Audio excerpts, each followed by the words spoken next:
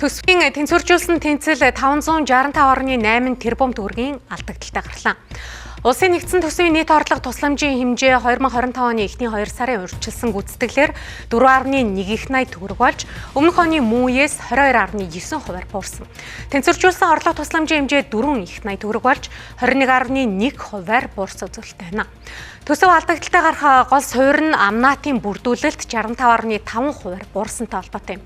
За мөн төр өөрөө импортын бараа бүтээгдэхүүний хамгийн том худалдаа өгч болж төсвийн зардал инх үүсжээ. Нийт зарлага эргэж төлөгдөх цэвэр зээлийн хэмжээ 2025 оны эхний 2 сард 4.6 их 80 төгрөг төрж тэнцвэржүүлсэн тэнцэл 565.8 тэрбум төгрөгийн алдагдaltaй гарчээ.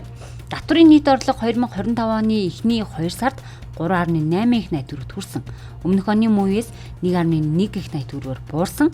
За үүнд голчлон орлогын албан татврын орлого 30.3%-аар, за нэмэгцүүртийн албан татвар 13.9%-аар, ашигт малмалын нөөц ашигласны төлбөр 65.5%-аар буурсан нь нөлөөлжээ. Татврын орлого дотор бол одоо нэмэгдсэн үртгийн албан татвар, орлогын албан татвар хоёр бол буурсан байна. Орлогын албан татвар нь бол 592 тэрбум төгрөг, нэмэгдсэн үртгийн албан татвар 120 тэрбум төгрөгөөр буурж, бусад татвар төлбөр хураамж дотор байдаг ашигт малмалын нөөц ашигласны төлбөр 542 тэрбум төгрөгөөр буурсан нь бол төсвийн орлогын бууралтанд нөлөөлсөн.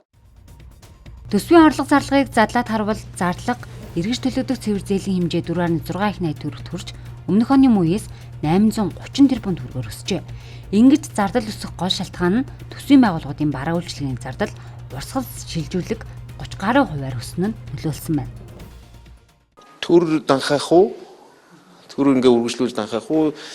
Хувийн хвшлээ дэмжихгүй гэж хувийн хвшлийг дэмжинэ гэж байгаа бол нөгөө төрийн зардлаа бууруулах хэрэгцээтэй байгаа. Тэгээд одоо нөгөө нэг Монгол Ардын намын мөрийн хөтөлбөрт байсан дотоодын бүтээгдэхүүний 25% зардлыг бууруулна гэсэн энэ жил өнгөрсөн жил бол нэмэгдээд 38% очичлаа. Энэ нь бол гэхдээ зөвхөн нэгэн хэсэг нь шүү дээ, тийм. Энээс гадна нөгөө нэг төрийн өмчит аж ахуйн нэгжүүдийн төсвийн шинжтэй зардал энэ гэсэн ойлголтууд байна. Товчоор хэлбэл төр өөрөө хамгийн том худалдаа өгч болж импортыг дэмжсэн худалдаа авалтууд үргэлжилсээр байгаа нь инфляц өсөх суурь болж байгаа төдийгүй за төсвийн урсгал зардал өсөх шалтгаан болж байгаа. Тиймээс төсвийг хэд тэлж батлахгүйгээр хэмнэлтийн горимтой ажиллах нь зүйтэй цаг ирсэн байна.